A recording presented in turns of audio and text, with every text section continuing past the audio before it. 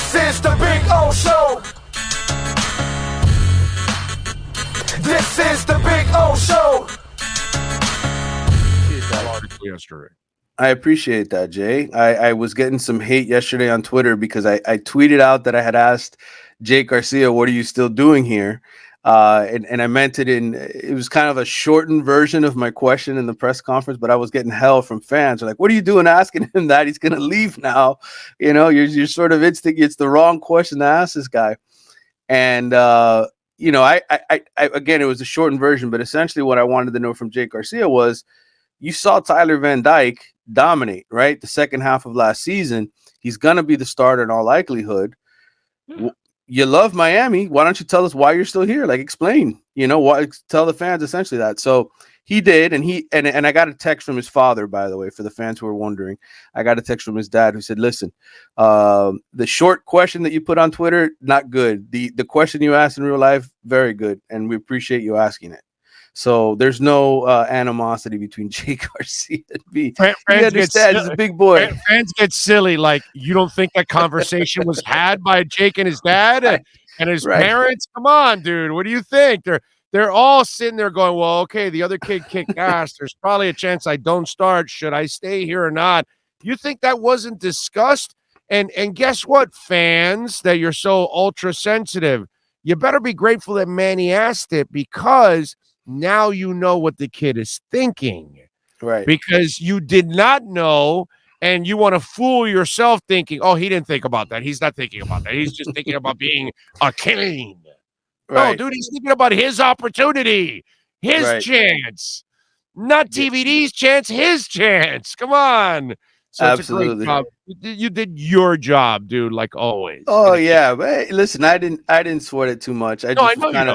I was kind of laughing at the whole thing because it's like, I wonder, like, do the fans think that he's just oblivious to it, that I'm bringing up some subject that he hasn't thought about? Obviously, I mean, but listen, by the way, his parents and Jake, they want you to know that.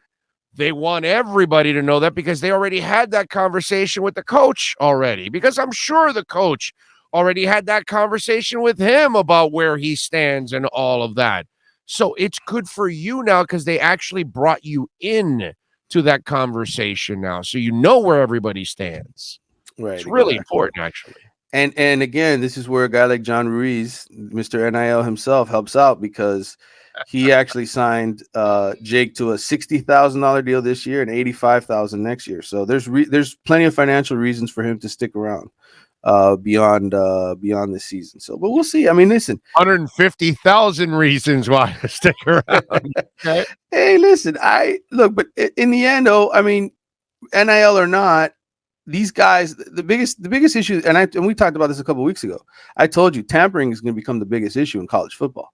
Oh, for sure. That is going to be the issue that everybody's talking about, because that is the next story. It's, how are these guys getting picked off of other schools to go to Alabama, Ohio State, and you know, why all of a sudden are they entering the transfer portal?